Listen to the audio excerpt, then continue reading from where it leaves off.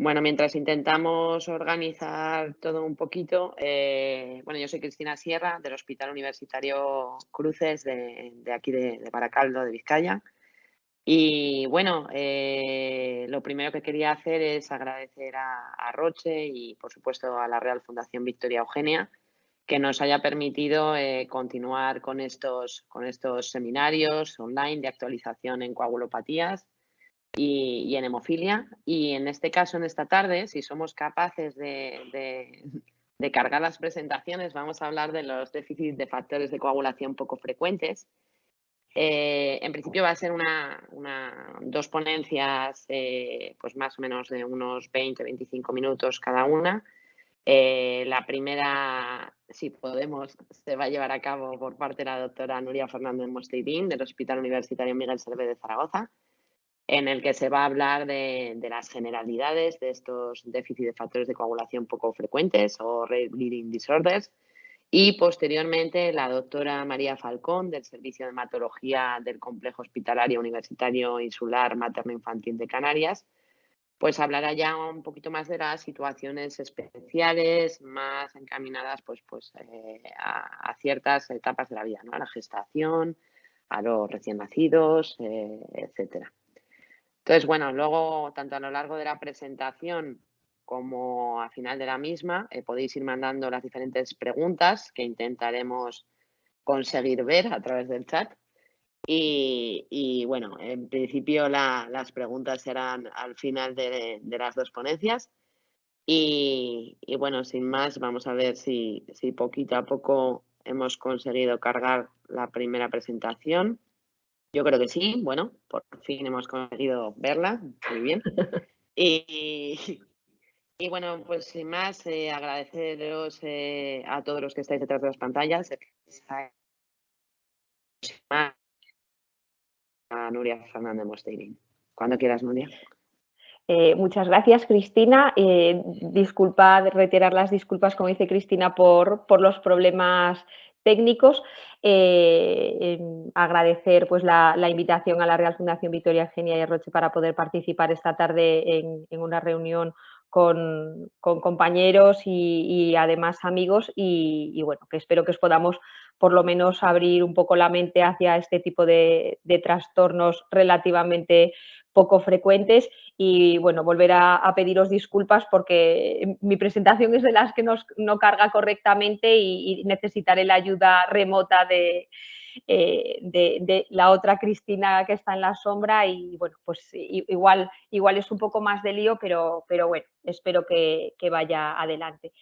Y sin más, como os comentaba Cristina, mi presentación va a tratar un poquito por encima los aspectos más generales con relación al diagnóstico, a las características clínicas y los aspectos generales acerca del tratamiento de estos conocidos como déficit de factores de coagulación poco frecuentes. Cuando hablamos de este tipo de coagulopatías congénitas, ¿a qué nos referimos? Pues incluyen principalmente las deficiencias de fibrinógeno, de protrombina, de factor 5, los déficits combinados de factor 5 y factor 8, la deficiencia de factor 7, la deficiencia de factor 10, de factor 11 y 13 y las deficiencias congénitas de los factores de coagulación dependientes de vitamina K. Habitualmente este tipo de trastornos y a diferencia de las coagulopatías congénitas que suponen el grueso de nuestra actividad asistencial en muchos de nuestros casos, como es la hemofilia IB, con una herencia ligada al cromosoma X, como os digo, en la mayoría de estos trastornos la transmisión y la herencia suele ser autosómica recesiva, aunque en algunos casos de deficiencias de factor 11 y disfibrinogénemias puede ser autosómica dominante. La incidencia de este tipo de trastornos, que en su propia definición ya lleva implícita la baja frecuencia, los datos acerca de la incidencia vienen aportados acerca muchas veces de pequeñas series o grupos de pacientes, pero sobre todo gracias a los datos aportados por los registros de la Federación Mundial de Hemofilia y sobre todo por el registro europeo que se puso en marcha en el año 2007 y que hasta el año 2012, en el que ya se cerró la inclusión y el registro de pacientes, llegó a incluir a más de 600. Con estos datos se estima que la incidencia de este tipo de trastornos y sobre todo teniendo en cuenta que habitualmente los pacientes que se registran son aquellos pacientes con mayor expresión o impacto clínico, que son los que habitualmente diagnosticamos y controlamos en nuestro medio, son los pacientes homocigotos o doble heterocigotos para este tipo de trastornos, con una incidencia variable en función del tipo de deficiencia de la que estemos hablando, entre un caso por cada medio millón de personas o entre 1 y 2 casos por cada 2-3 millones de habitantes. Ya veis que dentro de la baja frecuencia, además, la incidencia es muy variable. Además, igual que otro tipo de trastornos hereditarios, su incidencia va a variar en función de poblaciones en las que hablemos de un mayor grado de endogamia o de consanguinidad, donde por supuesto su incidencia va a ser superior.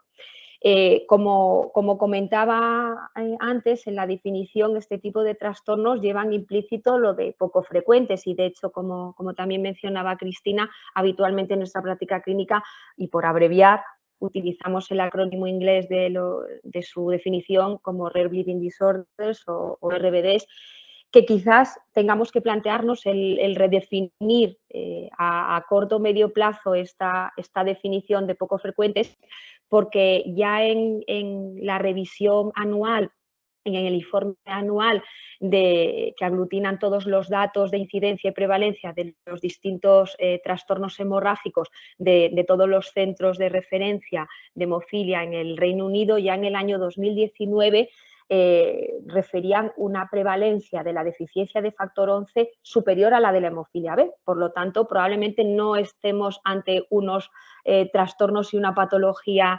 hemorrágica tan poco frecuente.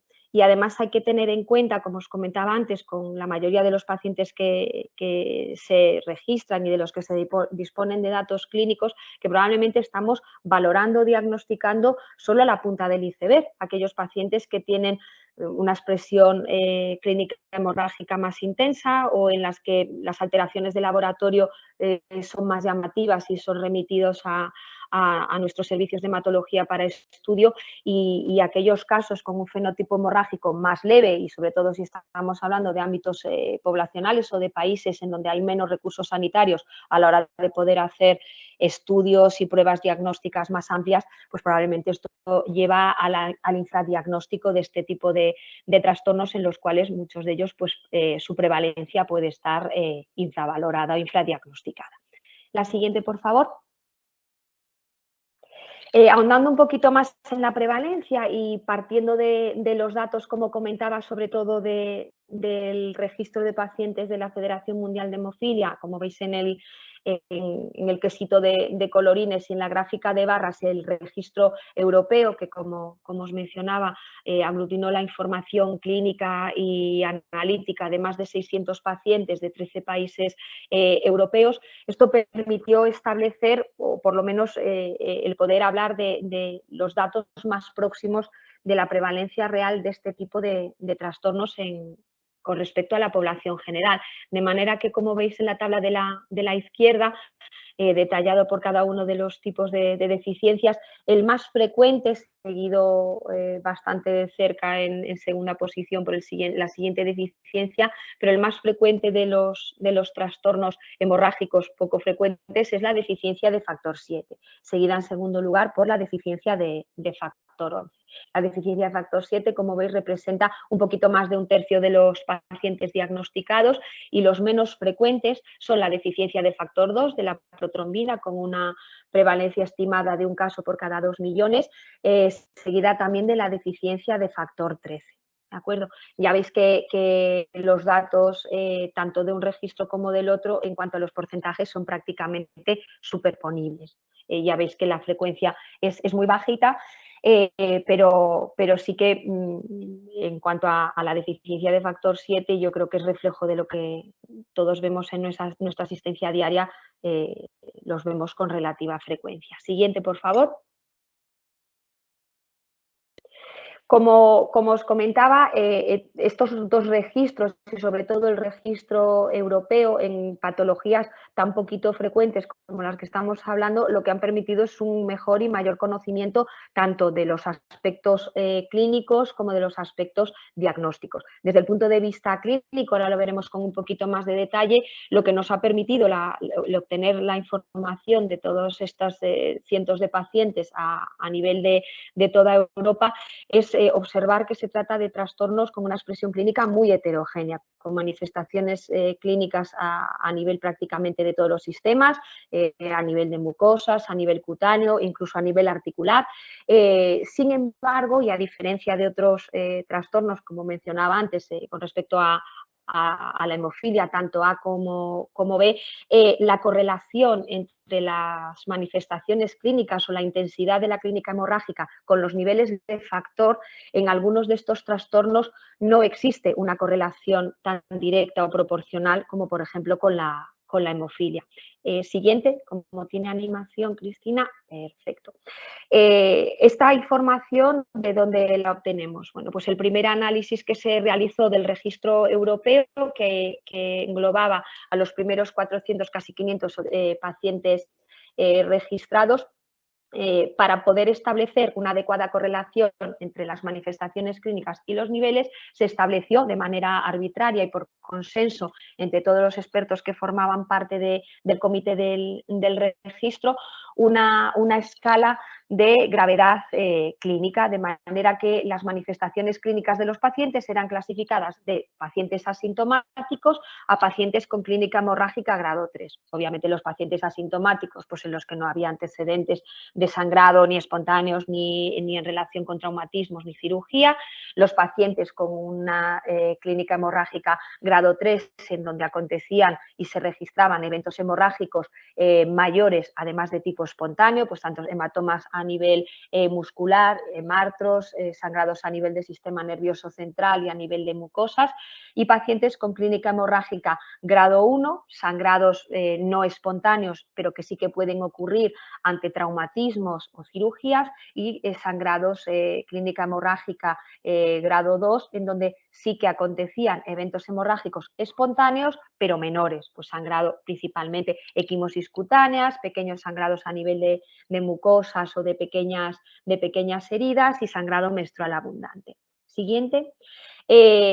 Una vez establecidas estas categorías de gravedad de la expresión clínica, correlacionándolo con los datos de laboratorio, con los niveles basales de factor de coagulación de estos pacientes, permitió el poder establecer la presencia o no de una correlación adecuada entre las manifestaciones clínicas y los niveles de factor. De manera que con estos datos sabemos que en las deficiencias de fibrinógeno, de factor 5 combinado con factor 8, factor 10 y factor 13, sí existe una fuerte correlación entre los niveles de factor y la expresión hemorrágica. Es decir, a menor cantidad de factor de coagulación presente o a menor actividad de factor de coagulación presente, mayor riesgo hemorrágico y mayor expresión clínica.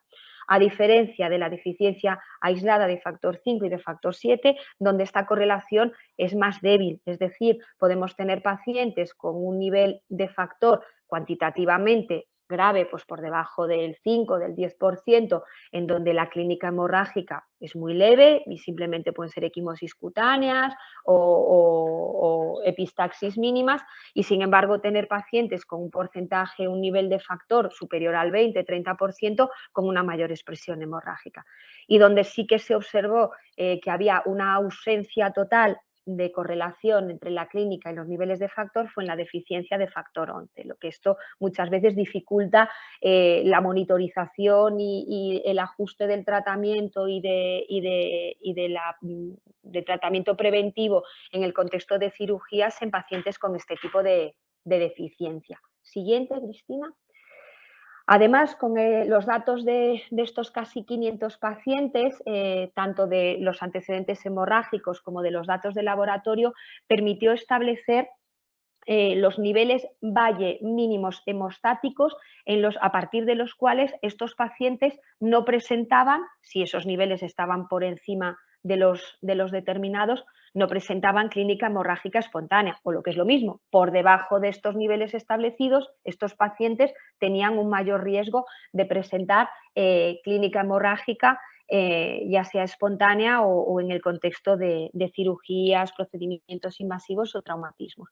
Y como veis, luego lo veremos en otra tabla un poquito más grande y con un poquito más de detalle, el rango de porcentaje mínimo considerado como hemostático entre las diferentes deficiencias es muy variable, de manera que necesitamos un nivel hemostático mínimo superior al 40% para las deficiencias combinadas de factor 5 y factor 8 y para la deficiencia de factor 10, mientras que para la deficiencia de protrombina o la deficiencia aislada de factor 5, con disponer de más de un 10% de factor sería suficiente para garantizar una hemostasia mínima y la ausencia de sangrado espontáneo o ante mínimos traumatismos, pasando por unos niveles de factor hemostáticos mínimos en torno al 15-20% en el resto de deficiencias. Por lo tanto, estos datos permitieron determinar que este conjunto de deficiencias no pueden ser consideradas como un único tipo de trastorno y hay que tratar cada uno de ellos de manera individualizada en base a la información clínica y analítica que tenemos al margen del perfil hemorrágico individual de cada paciente. Siguiente. Como os decía, con respecto a las manifestaciones clínicas inicialmente, se trata pues, de un trastorno, de un conjunto de trastornos muy heterogéneo que puede manifestarse a diferentes niveles y en esta tabla he querido resumir y aglutinar un poco en base a los diferentes trastornos y por orden de frecuencia las manifestaciones clínicas hemorrágicas más habituales y también las más características, o al menos las que nos tienen que hacer pensar si tenemos sospecha de un trastorno hemorrágico de este tipo, hacer un poquito de diagnóstico diferencial para determinar ante qué deficiencia nos encontramos.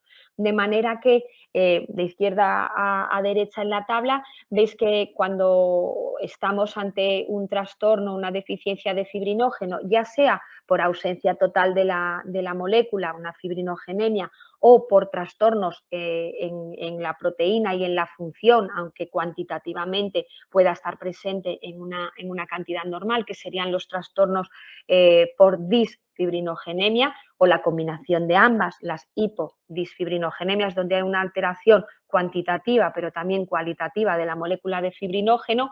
Característicamente todos pensamos siempre en el sangrado a nivel de cordón umbilical en el periodo neonatal como una de las manifestaciones clínicas más características, sobre todo cuando hablamos de afibrinogenemias o hipofibrinogenias graves.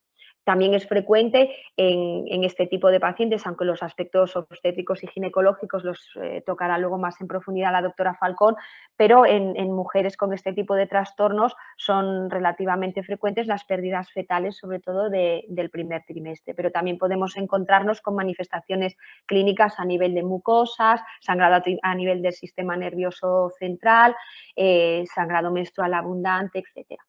La deficiencia del factor 2 o de protrombina, que como ya os he mencionado previamente es el menos frecuente de este tipo de trastornos, con lo cual los datos clínicos que tenemos pues, son muy poquitos y limitados a pequeño número de casos, pero sí que parece que las manifestaciones clínicas más frecuentemente descritas son los hematomas fundamentalmente musculares y se han descrito también episodios de sangrado a nivel articular de martrosis. En cuanto a la deficiencia aislada del factor 5, el sangrado fundamentalmente es a nivel de mucosas, sangrado menstrual abundante y epistaxis, aunque también está descrito la presencia de hematomas a nivel muscular y a nivel de cordón umbilical.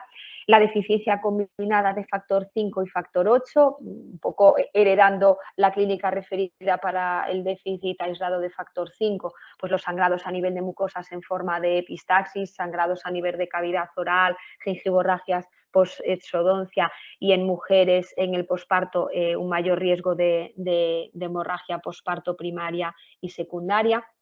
La deficiencia de factor 7, que como veíamos era la más frecuente y tiene un rango de expresión clínica muy amplia, pero sobre todo bueno, pues a nivel de mucosas, sangrado menstrual abundante, está descrito también, aunque con menos frecuencia y en aquellas deficiencias más graves, los sangrados intracraneales en el periodo neonatal. En la deficiencia del factor 10 ya veis que se repiten de manera más consistente el sangrado a nivel de mucosas, fundamentalmente epistaxis, sangrado menstrual abundante y sangrados post-cirugía. En la deficiencia de factor 11, los sangrados fundamentalmente se producen a nivel de aquellos lechos o de aquellas áreas en las que existe una mayor actividad fibrinolítica, sobre todo cavidad oral y aparato geniturinario en forma de hematuria, aunque también pues, están descritos los sangrados postquirúrgicos.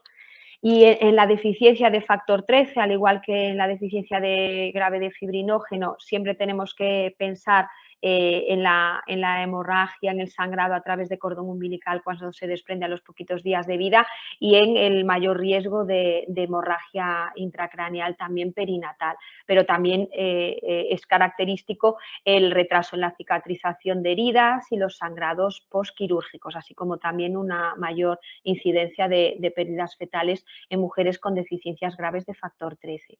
Y en las deficiencias de factores de coagulación vitamino K dependientes, que hay descritas algo menos de 50 familias en toda la literatura revisada, también puede ser relativamente frecuente en aquellos casos más graves el sangrado intracraneal en el periodo perinatal y también el sangrado de cordón umbilical. Y una cosa llamativa, y esto sí que lo he visto revisando el tema,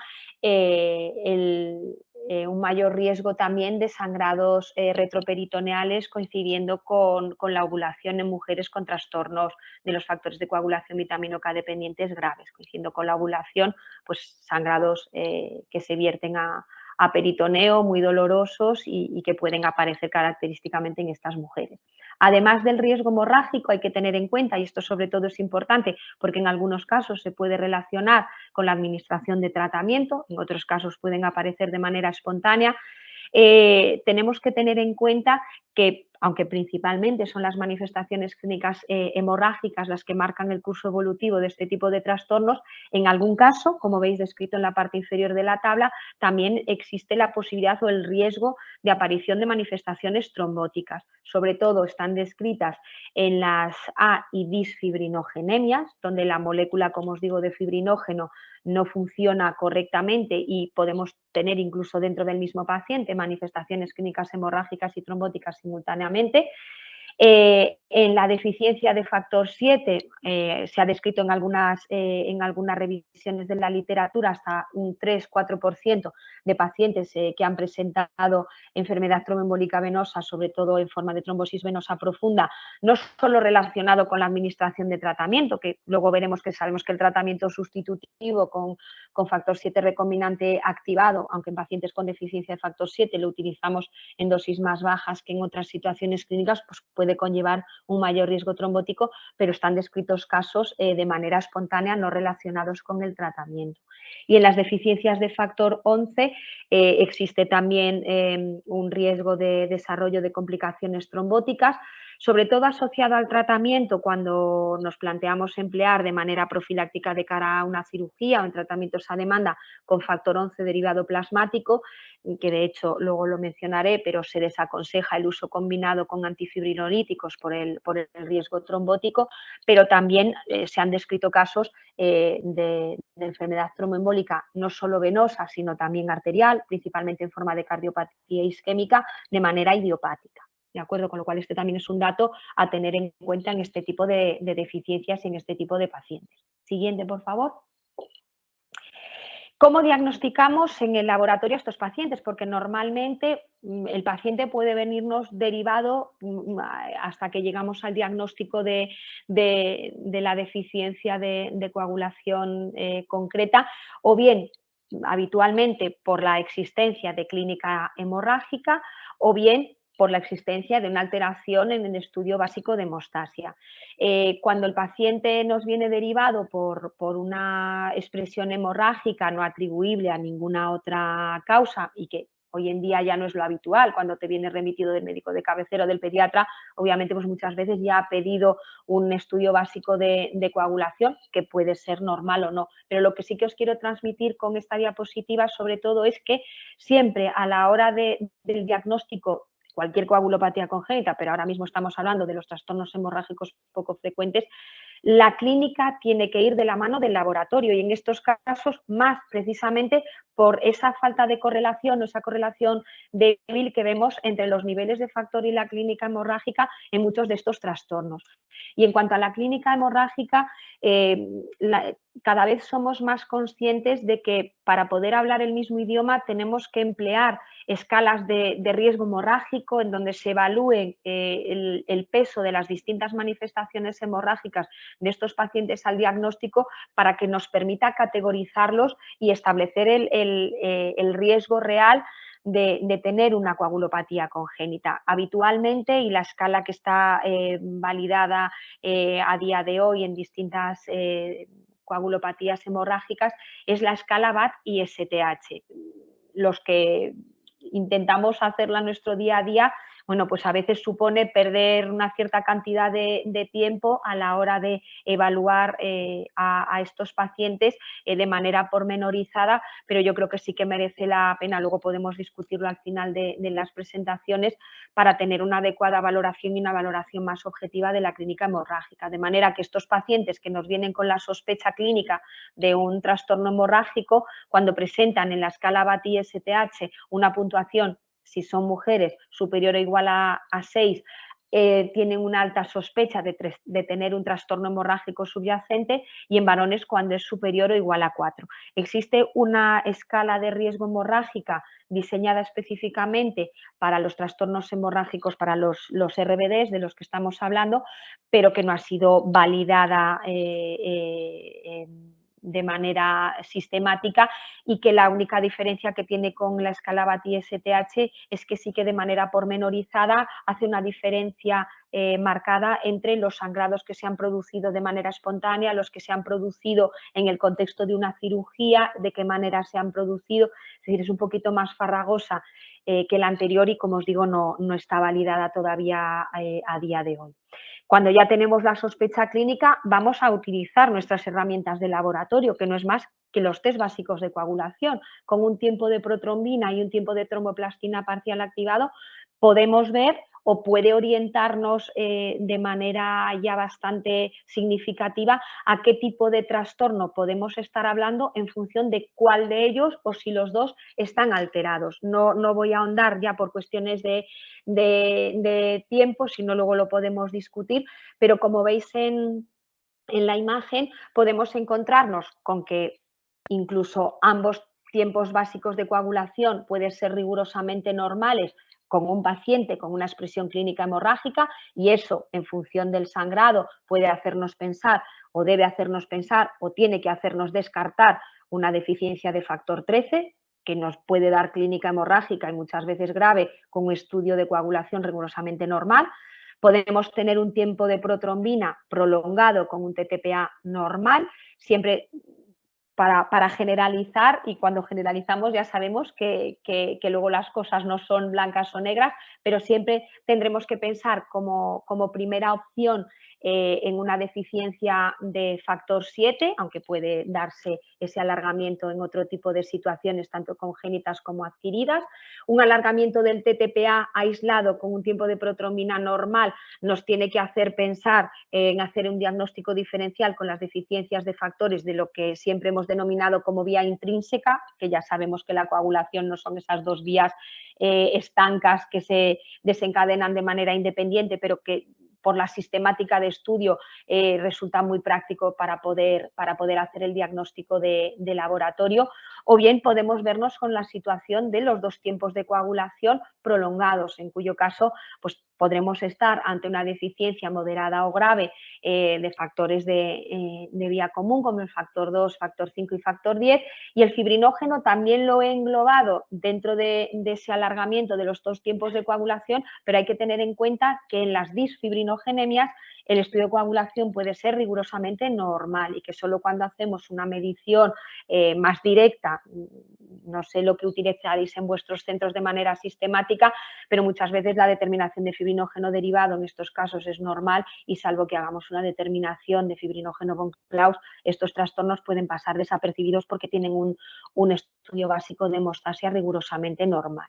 Me parece muy importante también incidiros en la parte intermedia de la gráfica el test de mezclas. El test de mezclas es una herramienta muy sencilla que se puede utilizar en cualquier laboratorio, en cualquier centro donde se haga un estudio básico de coagulación, se puede hacer un test de mezclas. Y esto ya cuando nos encontramos con un paciente con clínica hemorrágica y una alteración de los tiempos básicos de coagulación, el hacer un test de mezclas donde mezclamos a partes iguales el plasma del paciente y un plasma normal que sabemos que tiene el 100% de todos los factores de coagulación que estamos estudiando, su corrección va a ser indicativo de que obviamente estamos aportándole algo al plasma del paciente del que carece y que se lo estamos aportando con el plasma normal. Pues eso ya nos discrimina y ya nos hace pensar en que podemos estar ante una deficiencia de un factor de coagulación. Si no hay una corrección o hay una corrección parcial, obviamente lo que está sucediendo en el plasma del paciente es que hay algo, alguna sustancia o algún anticuerpo que puede actuar inhibiendo los factores de coagulación del propio paciente. ¿De acuerdo? Con lo cual, con este test tan sencillo ya podemos discriminar y hacer diagnóstico diferencial muchas veces de ante qué situación estamos. Cuando nuestro test de mezclas corrige y tenemos cualquiera de las situaciones de alargamiento de los tiempos básicos de coagulación que os he mencionado, ya tendremos un alto índice de sospecha de un trastorno hemorrágico poco frecuente y el siguiente paso será determinar específicamente los niveles de factores de coagulación implicados en cada una de esas alteraciones y con eso tendremos ya el diagnóstico. Otras pruebas diagnósticas que podemos utilizar que no invalidan el diagnóstico de laboratorio mediante la medición específica de los niveles de factor de coagulación, pues es el diagnóstico molecular, donde vamos a ir a analizar exactamente cuál es la mutación causal que produce el déficit de factor que estamos estudiando, excepto en aquellos casos de deficiencias combinadas de factor 5 y factor 8, donde la alteración molecular no se produce a nivel del gen del factor 5 y del factor 8, sino del gen de la molécula encargada del transporte intracelular de ambos factores, y en las deficiencias combinadas de factores de coagulación vitamino K dependientes, donde la alteración molecular es a nivel de la proteína de transporte de la vitamina K y de la carboxilación de este tipo de factores. El diagnóstico molecular pues, nos permite establecer el tipo de herencia también, siendo la alteración molecular o la mutación más frecuentemente descrita las alteraciones de cambio de sentido, las alteraciones missense en un 50-80% de los casos. La NGS, que cada vez ya no sé si está más de moda o es algo ya plenamente instaurado, probablemente sí en todo tipo de patologías, la utilidad que puede tener en este tipo de trastornos, además de confirmar la alteración molecular, pues puede ser también en el diagnóstico prenatal de aquellas deficiencias más graves que pueden marcar el curso evolutivo, sobre todo de la finalización de la gestación y del periodo perinatal en estos pacientes. Siguiente.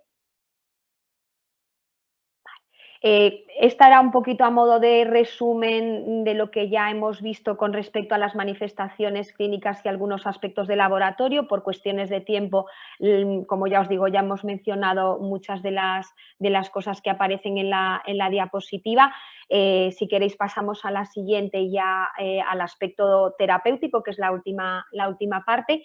Y con respecto al tratamiento, a diferencia de otras coagulopatías congénitas, yo ya no sé si es por deformación, pero siempre tendemos probablemente a compararlo con la hemofilia. Quizás a diferencia de la hemofilia, la primera línea de tratamiento en la mayoría de los pacientes que suelen tener una clínica hemorrágica no espontánea y asociada muchas veces solamente a traumatismos o a cirugías, probablemente en la mayoría de los casos que manejamos, que son deficiencias leves, tanto clínica como analíticamente, el primer escalón de tratamiento no sea el tratamiento sustitutivo, sino la terapia adyuvante para el control y el manejo de la sintomatología hemorrágica. Y el pilar fundamental en este tipo de trastornos es el tratamiento antifibrinolítico, con aminocaproico o con tranexámico, pero es verdad que el tranexámico ha demostrado una eficacia 10 veces superior y una mejor tolerancia al aminocaproico, y yo creo que prácticamente ha sido desterrado ya el aminocaproico de la práctica clínica habitual, y todos empleamos el ácido tranexámico en estos pacientes. El mecanismo de acción es bloquear los sitios de unión a la lisina en la molécula de plasminógeno, de manera que disminuye su afinidad por la fibrina, y así actúa el mecanismo antifibrinolítico. Puede ser utilizado bien de manera tópica o sistémica. De manera tópica, muchas veces en sangrados a nivel de mucosas, pues nasal y de cavidad oral, pues no, nos actúa de manera muy beneficiosa, con una dosis máxima de 4 a 6 gramos al día, y cuya contraindicación fundamental, tenemos que recordar, es ante un sangrado de origen urológico, ya que, bueno, pues la formación de coágulos a nivel de la vía renal pues puede dar lugar a complicaciones graves. Y luego, precaución de su uso combinado con los concentrados de complejo protromínico y, como os he mencionado previamente, con los concentrados de factor 11 derivado plasmático, por el riesgo trombótico. Para que veáis su importancia, el ácido tranexámico está incluido en el listado de fármacos esenciales de la Organización Mundial de la Salud, en las guías que publican anualmente, y en la guía de 2021 está incluida como fármaco esencial junto con otros agentes hemostáticos. Otro tratamiento adyuvante muy importante, y sobre todo durante la edad fértil en las mujeres con este tipo de trastornos, es el tratamiento hormonal, tanto el tratamiento anticonceptivo hormonal oral combinado, el uso de progestágenos y los dispositivos intrauterinos, sobre todo de liberación hormonal sostenida con levonorgestrel. Reducen las pérdidas menstruales, aunque no hay estudios randomizados que permitan extraer esta conclusión, pero sí que en las distintas series y evidencia clínica revisada parece que disminuyen las pérdidas y el sangrado menstrual. Los progestágenos sí que parece que son menos efectivos que el DIU de liberación hormonal sostenida, y hay que tener en cuenta a la hora de implantar este tipo de dispositivos, que aunque, como veis en la fotografía, pues son muy pequeñitos, de material flexible, pero estamos hablando de pacientes que tienen riesgo hemorrágico ante procedimientos invasivos. Aunque la inserción es relativamente sencilla, bueno, pues en aquellas deficiencias graves en las que lo vamos a implantar, bueno, no nosotros, los ginecólogos lo van a implantar para el control del sangrado menstrual, tenemos que tener en cuenta que en el momento de la inserción puede ser necesario tratamiento profiláctico para disminuir el riesgo hemorrágico en su implantación y su inserción. Como tercer tratamiento adyuvante... Perdón. 5 minutos, por sí, favor. Perfecto, ¿Vale? perfecto. Y la vitamina K, sobre todo en las deficiencias combinadas de factores vitamino K dependientes de administración oral o parenteral, cuya sobrecarga consigue normalizar los niveles de estos factores. Siguiente. El tratamiento sustitutivo, que es reflejo de lo que ha sido la evolución del tratamiento sustitutivo en todas las coagulopatías congénitas, desde el plasma fresco congelado hasta el desarrollo, la disponibilidad de los concentrados de complejo protrombínico, que incluyen factor 2, factor 7, factor 9 y factor 10. Lo que los diferencia, los que tenemos disponibles en el mercado, es la concentración de factor 7. Sabemos todos el riesgo trombótico que se ha asociado a su uso, para lo cual se ha añadido ciertas concentraciones de anticoagulantes como la heparina, la antitrombina, la proteína CS o proteína C en estos concentrados para disminuir su riesgo trombótico. La principal limitación, eso sí, del plasma, pues ya lo sabemos, el elevado volumen para poder aportar mínimas cantidades de factor. Los concentrados de factor específico derivado plasmático, que no disponemos de todos los concentrados de factor, y por ello nos vemos abocados en muchas ocasiones a la utilización de plasma fresco congelado. Concentrados de factor derivado plasmático a día de hoy están disponibles, aunque solo en algunos países, los concentrados derivados plasmáticos de fibrinógeno de 7, de 10, de 11 y de 13. suponen una mayor exposición a donantes, y el riesgo de enfermedades transmisibles, pues hombre, sabemos que desde la implantación de diferentes mecanismos de inactivación viral, pues su riesgo es bajito, pero hay que tenerlo en cuenta. Y finalmente, los concentrados de factor de coagulación recombinante, de los que solo disponemos a día de hoy, de factor 7 recombinante activado. Su principal limitante, ya sabéis, que es su vida media muy cortita, y el factor recombinante de la subunidad A del factor 13, que solo podríamos utilizarlo en las deficiencias de 13 de la subunidad A, que por otro lado son las más frecuentes y que han demostrado eficacia y seguridad tanto en niños como adultos. Siguiente. Aquí en esta siguiente, en esta tabla no voy a entrar en detalle, simplemente es un resumen de aquellos tratamientos que hemos mencionado previamente disponibles para cada uno de los trastornos hemorrágicos poco frecuentes. Os he señalado recuadrado en naranja aquellos de los que sí disponemos específicamente de concentrados derivados plasmáticos o recombinantes específicos de cada uno de los factores, junto con las dosis recomendadas para los tratamientos de los episodios hemorrágicos a demanda, y luego aquellos casos en los que estaría indicado la profilaxis, de la misma manera que en pacientes con formas graves de hemofilia existe y sabemos que el tratamiento profiláctico es el estándar a día de hoy para el manejo y la prevención de los sangrados y sobre todo de la artropatía en pacientes hemofílicos, pues puede darse la circunstancia de que en formas graves de alguno de estos trastornos, sobre todo las afibrinogenias con manifestaciones hemorrágicas graves recurrentes o de cara a cirugías, las deficiencias de factor 7 de cara a cirugías en pacientes pediátricos que han debutado con sangrados intracraneales o sangrados hemorrágicos con compromiso vital, o incluso en mujeres con sangrado menstrual abundante durante los ciclos menstruales, es necesario el tratamiento profiláctico con factor 7. En la deficiencia de factor 10 también, cuando ha habido episodios hemorrágicos graves o con compromiso vital recurrente. Nosotros teníamos una paciente que había tenido varios episodios de hematoma del psoas, por ejemplo, y estaba en tratamiento profiláctico 2 veces a la semana. Y en las deficiencias de factor 13, pues obviamente en aquellas con manifestaciones hemorrágicas graves, y en mujeres durante la gestación puede estar indicado su tratamiento profiláctico. Siguiente, ya es la penúltima. Específicamente en el caso de cirugía, no voy a entrar en detalle en la tabla, pero sí que, sobre todo, en aquellos episodios quirúrgicos, cirugías menores o procedimientos invasivos de bajo riesgo hemorrágico, no olvidarnos nunca de que muchas veces, primera línea de tratamiento e incluso en monoterapia, el tratamiento con ácido tranexámico puede ser suficiente para estos pacientes. ¿De acuerdo? Cuando hablamos de cirugías mayores, pues obviamente ya tendremos que emplear el tratamiento sustitutivo disponible en cada caso, ya sea plasma fresco congelado o los concentrados de complejo protrombínico o el concentrado de factor disponible derivado plasmático recombinante que tengamos en cada caso, con la frecuencia de administración que veis a la derecha y durante la duración estimada, pues en función de los controles clínico-analíticos del paciente. Siguiente, ya es la última, lo prometo. Como conclusiones, los trastornos hemorrágicos poco frecuentes son un conjunto de trastornos hemorrágicos muy heterogéneo, como habéis visto desde el punto de vista clínico, y que con frecuencia muestran una pobre correlación clínico-analítica. El uso generalizado de las escalas de riesgo hemorrágico, como la escala BAT-ISTH, permitirá identificar diferentes perfiles clínicos de riesgo de pacientes, así como optimizar el tratamiento a demanda y la indicación de profilaxis en la mayoría de ellos.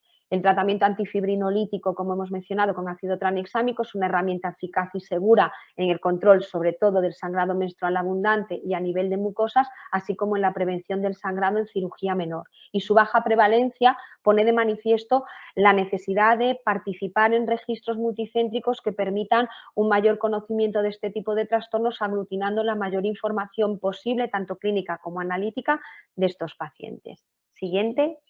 Son las gracias, así que ya Muy por mi bien. parte.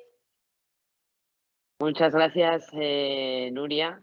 Muy interesante tu presentación. Nos hemos ido un pelín de tiempo. Hay bastantes comentarios y preguntas en el chat que, bueno, yo creo que las vamos a dejar todas para el final para ver si con la presentación de la doctora Falcón conseguimos resolver alguna de ellas. Pues sin más, María, cuando quieras. Muchas gracias. Buenas tardes. En primer lugar, agradecer a la Real Fundación Victoria Eugenia la invitación, a Roche el patrocinio y a todos ustedes por estar con nosotras este ratito. Como el tiempo es poquito y Nuria ya ha hecho una amplia exposición de muchas de las cosas que iba a decir yo, iré un poquito rápido si es posible. Me voy a centrar en la exposición en la patología de la mujer y en la de los recién nacidos. A lo largo de la vida, aparte de la sintomatología propia y común con los hombres, la mujer va a tener una serie de procesos fisiológicos propios de nuestro sexo, como es la menstruación, y es muy importante educar y asesorar a la mujer de lo que es normal y patológico. A lo largo de nuestra vida, las mujeres tienen de media unas 450 ciclos menstruales. Esto supone unos 450 retos hemostáticos, tanto en el momento de la ovulación como en el momento de la menstruación. Aparte de asesorar de lo que es normal y patológico, también llegará el momento que, dependiendo del grado de madurez de la persona, tenemos que hacer un asesoramiento preconcepcional. Es muy importante informar cuando una persona está diagnosticada de un trastorno de coagulación de lo que es normal y patológico, porque tendemos a normalizar aquellas cosas que nos ocurren desde siempre o aquellas cosas que ocurren en el núcleo familiar. Por tanto, hay que insistir e incidir en lo que es una menstruación normal para que consulten cuando no lo sea. Y una menstruación es normal cuando dura menos de 7 días, cuando el cambio de productos de higiene femenina no se produce antes de las 2 horas, cuando no hay coágulos mayores de 1 euro de forma habitual suponen un aumento del sangrado y, por supuesto, cuando no hay anemia ni requieren transfusión sanguínea. ¿Y por qué es muy importante informar y que los médicos preguntemos acerca del sangrado menstrual? Porque el sangrado menstrual abundante es un síntoma frecuente y muchas veces único de un trastorno de coagulación. Se estima que entre un 5 y un 24% de las mujeres con sangrado menstrual abundante pueden tener una coagulopatía congénita hereditaria. Por prevalencia, lo más frecuente es encontrar una enfermedad de von Willebrand, pero también las portadoras o mujeres con hemofilia y el resto de las coagulopatías poco frecuentes pueden presentar y presentan sangrado menstrual abundante. Hasta un 50% de las mujeres con un trastorno de coagulación poco frecuente presentan un sangrado menstrual abundante. Aquí hay datos de las diferentes series que todos coinciden en que entre un 35 y un 70% de las mujeres con trastornos poco frecuentes de la coagulación tienen un sangrado menstrual abundante. Y no solo presentan sangrado menstrual abundante, también pueden presentar folículos hemorrágicos. El folículo hemorrágico es un síntoma menos frecuente pero más específico de una coagulopatía congénita hereditaria. También se ha descrito que es más frecuente, sobre todo la enfermedad de von Willebrand, que no es el tema de hoy, la endometriosis grave, la mujer con coagulopatía congénita hemorrágica, y hay ciertas dudas de si el resto de las patologías son más frecuentes en las mujeres con coagulopatía o simplemente al tener una tendencia al sangrado las vamos a encontrar con mayor frecuencia y la diagnosticamos antes. ¿Qué hacer? Ya ha dicho Nuria, ¿qué hacer para manejar el sangrado menstrual abundante? Pues va a depender del deseo genésico de la mujer. Si la mujer quiere quedar embarazada en ese momento, pues lo manejaremos con nuestro tratamiento hemostático. Si en cambio no va a concebir en el momento, pues para mí son más efectivos y más fáciles de manejar los tratamientos hormonales o tratamientos ginecológicos. O combinarlos con el tratamiento hemostático. Si hay patología local o han fallado todas las medidas médicas, pues se puede optar por un tratamiento quirúrgico.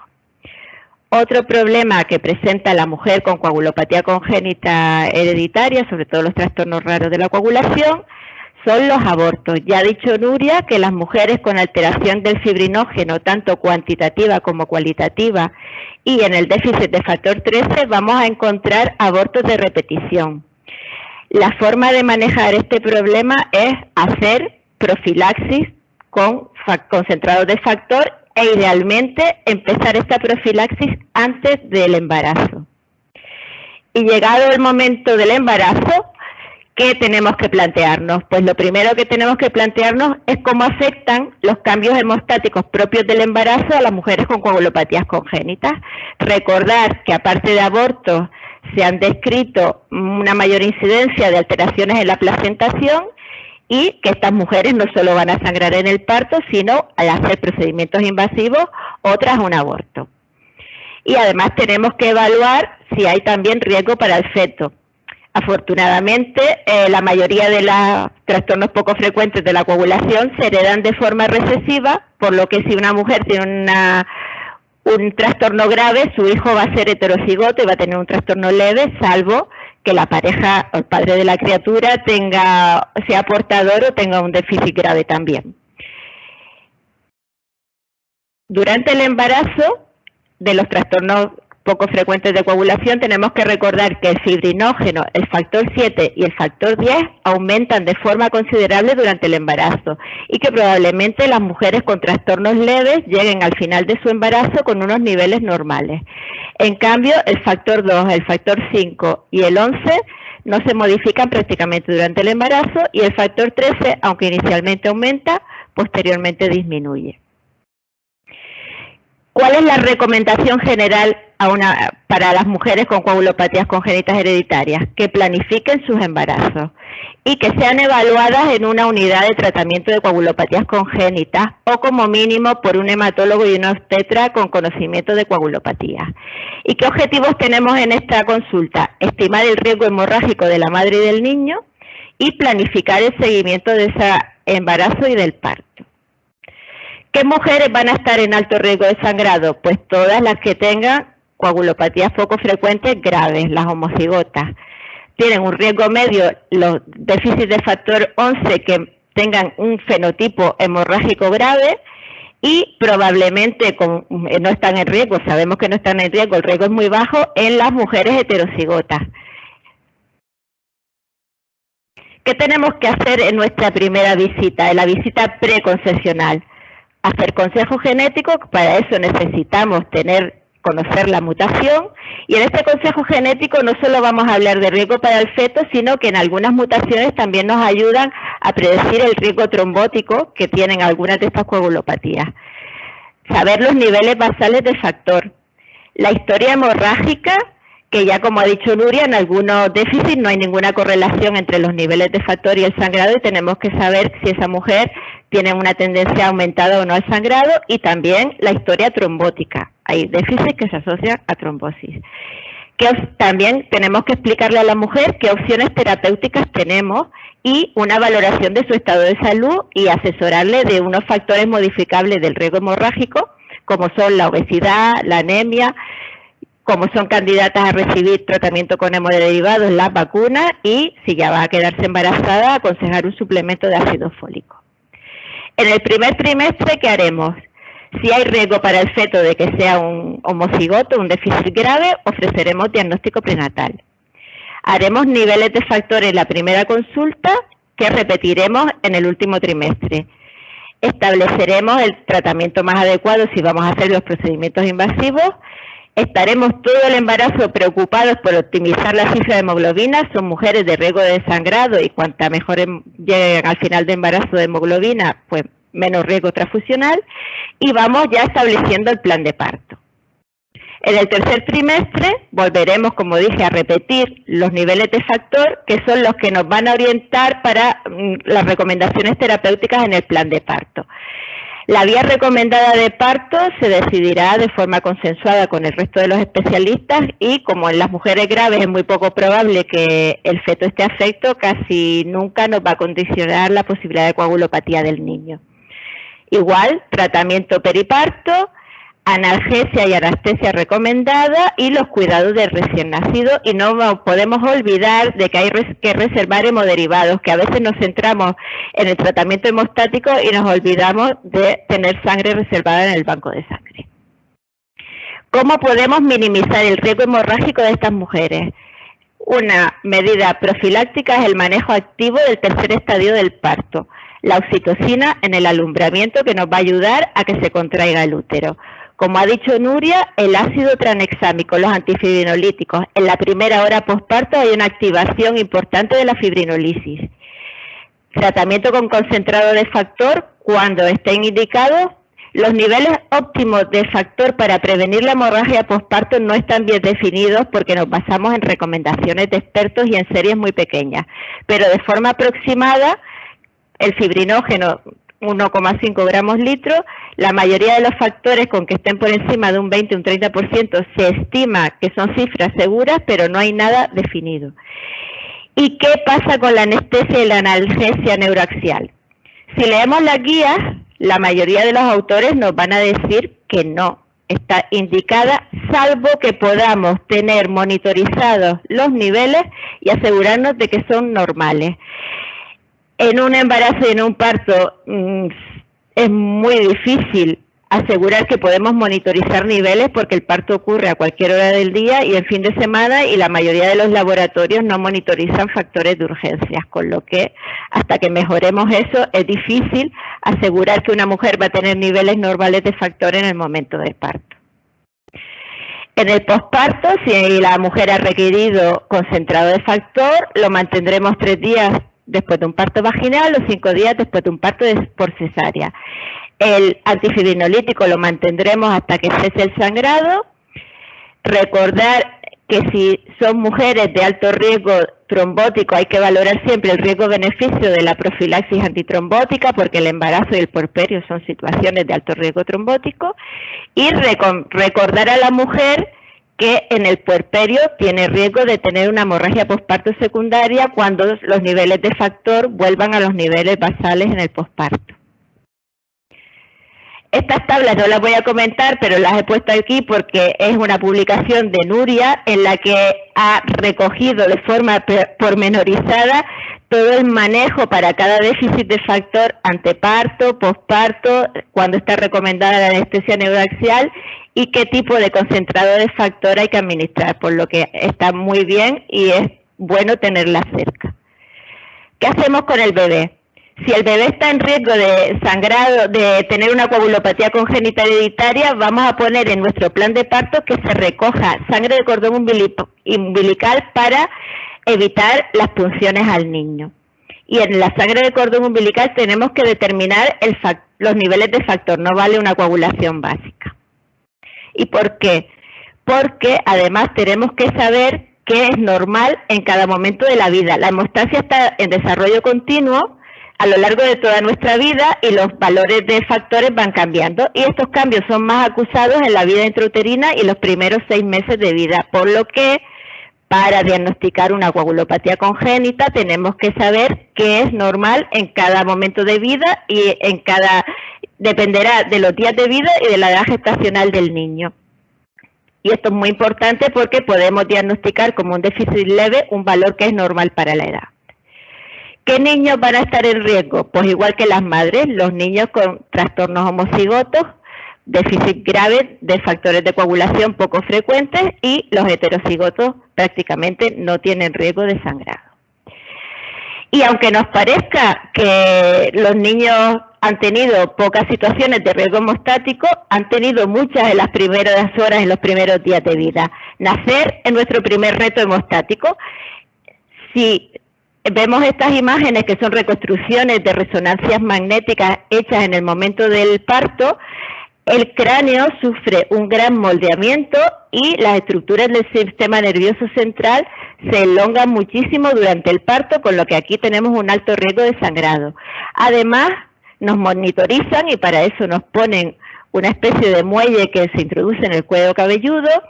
Si es necesario, nos toman muestras de pH del cuero cabelludo, que también se hacen con una lanceta.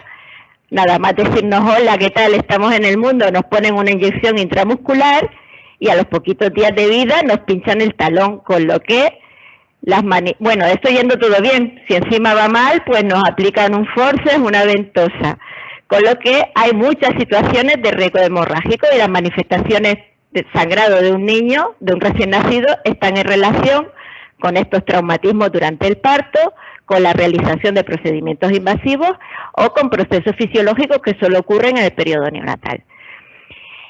Recordar en este punto que aunque estemos hablando de coagulopatías congénitas hereditarias, los neonatos sangran más por déficit adquirido, que las coagulopatías congénitas hereditarias son poco frecuentes, pero que tenemos que tener un alto índice de sospecha por la morbimortalidad que pueden conllevar.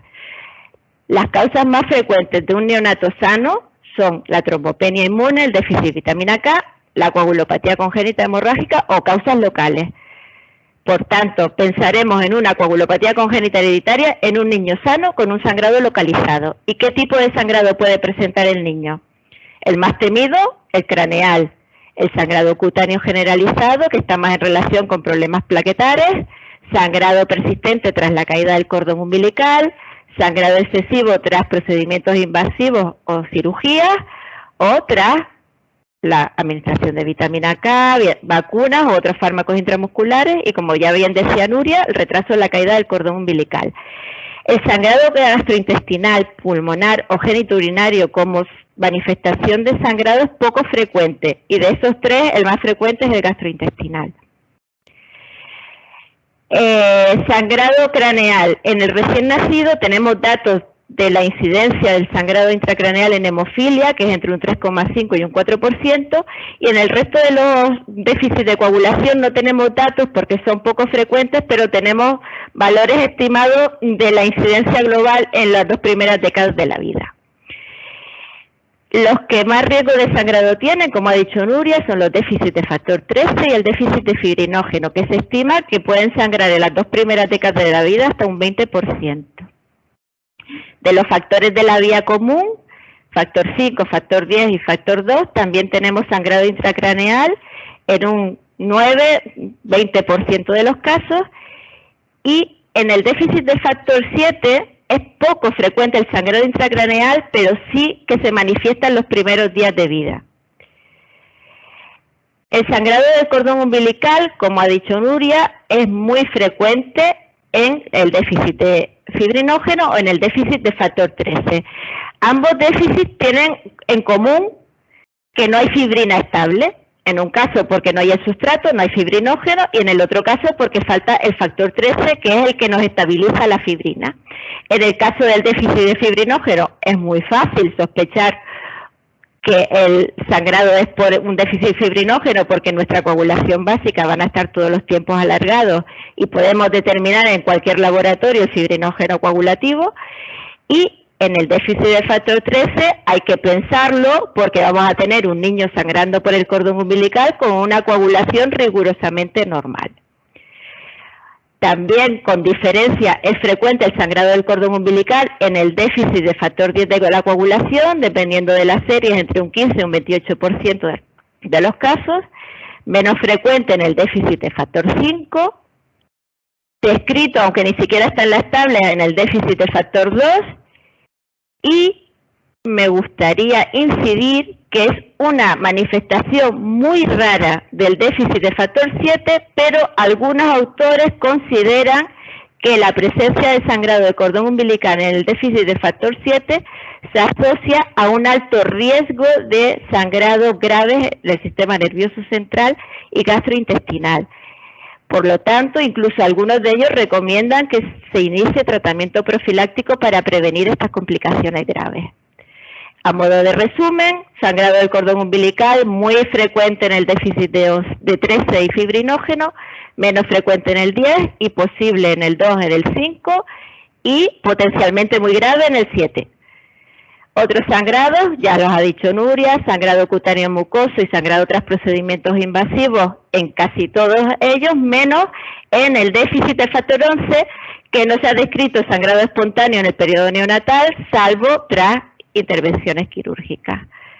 No he hablado del déficit combinado de 5 y 7, pero ya Nuria ha dicho que es poco frecuente el sangrado del cordón y del sistema nervioso central, a diferencia del déficit de los factores de vitamina K dependientes, que son muy frecuentes en la forma grave del sangrado intracraneal y está presente desde el momento del nacimiento, y el sangrado del cordón umbilical.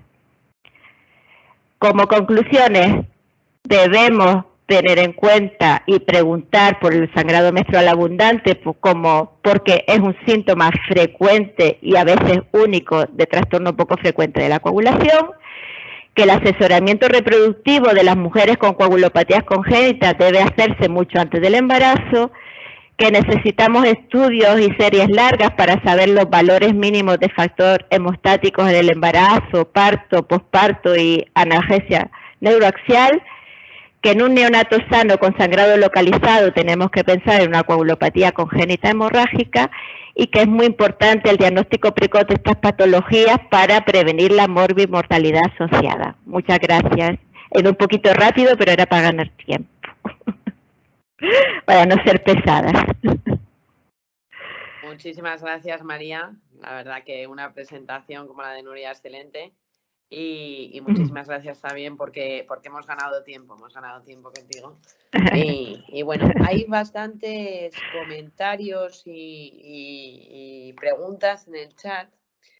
Voy a intentar aunarlas un poquito por ordenarlas. Bueno, lo primero, un comentario que nos hace la audiencia de que recordemos que también para el estudio básico de coagulación y sobre todo cuando haya una sospecha de una alteración del fibrinógeno, pues habría que completar el estudio con antihipotrombina, ¿vale? Y luego, por otra parte, ya me meto más en el tema de las preguntas. Nos preguntan sobre si tenemos experiencia con los déficits de factor 5 graves que produzca un tiempo de protrombina y un TTPA alargado con tendencia al sangrado familiar. Y sobre todo nos hablan en relación de si se podría usar en estos casos factor 7 recombinante. Entonces, bueno, yo la lanzo ahí. No sé, por intentar un poco el organizar el cómo trataríais vosotros un déficit grave de factor 5. A ver, el déficit grave con clínica hemorrágica me refiero, porque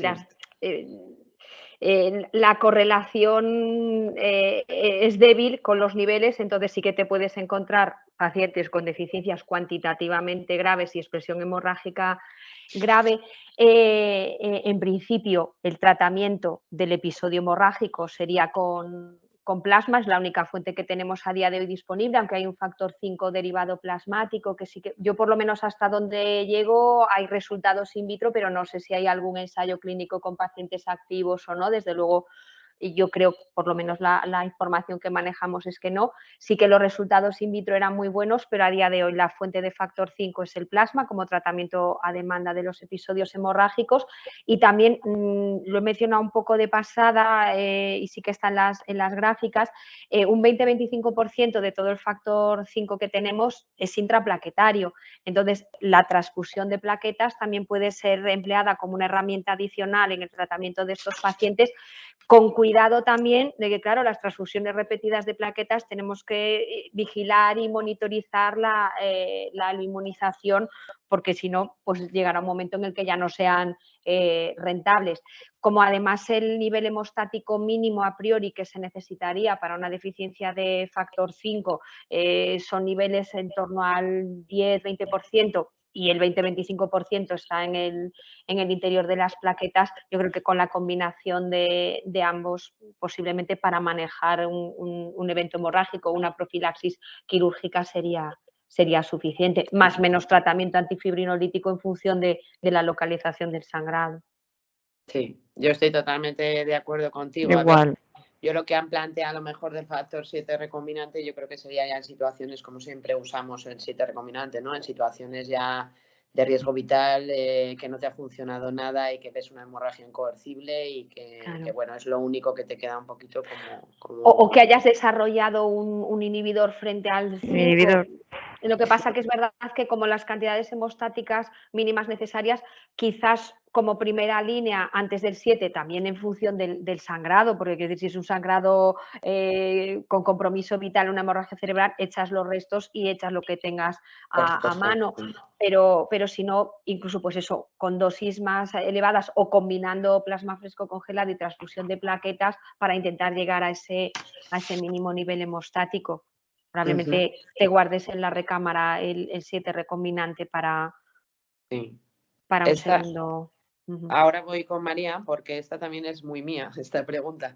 Entonces, Claro, tenemos siempre la duda en los recién nacidos que vienen ya de madres con enfermedad o madres portadoras. Entonces, bueno, como bien has dicho, y por recalcarlo, los bebés al nacimiento pues tienen unos niveles de factor totalmente diferentes y conforme van haciéndose más mayorcitos, van modificándose los niveles normales de factor. Entonces, claro, cuando una madre está recién dada a luz, siempre la pregunta inmediata es, bueno, ¿y mi hijo lo tiene o no lo tiene? Y muchas veces al nacimiento puedes tener una impresión de decir, pues parece ser que sí o parece ser que no. Tú, en tu experiencia... ¿Los déficits graves? Sí.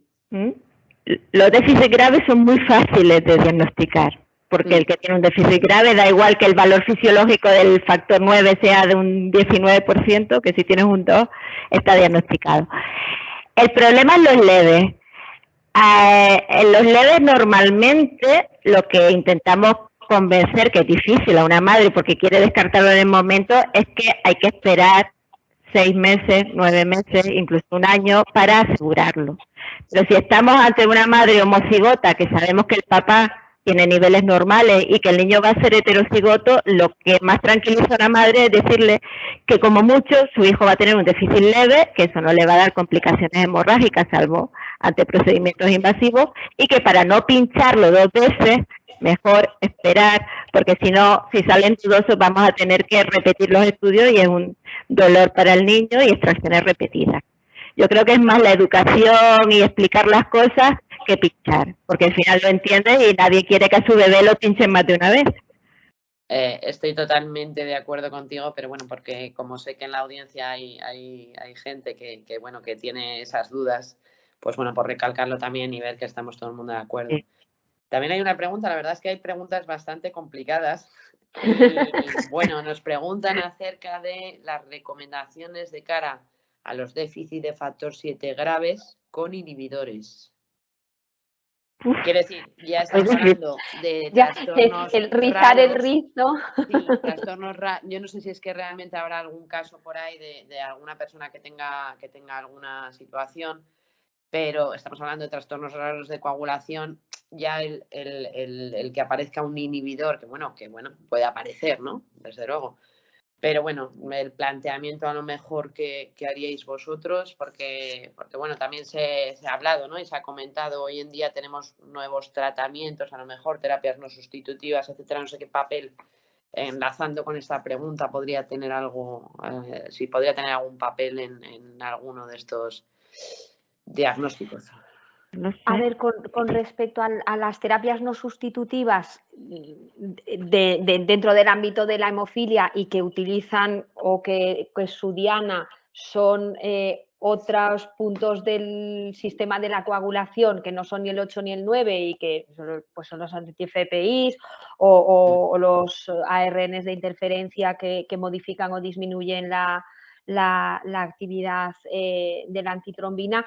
Sí que, pero yo creo que en más estudios, dentro de los propios ensayos pivotales, los estudios in vitro, sí que se veía que con plasmas deficientes pues en factor 5, en factor 7, pues por ejemplo los ARNs de interferencia pues fitusiran, sí que en los ensayos globales, dentro de los ensayos clínicos, los test de generación de trombina, pues había una adecuada respuesta en esos plasmas deficientes. Si eso lo pudiéramos extrapolar in vivo, pues podría ser que se abriera ahí una posible vía de tratamiento en esos casos que son extremadamente raros dentro de la rareza. No.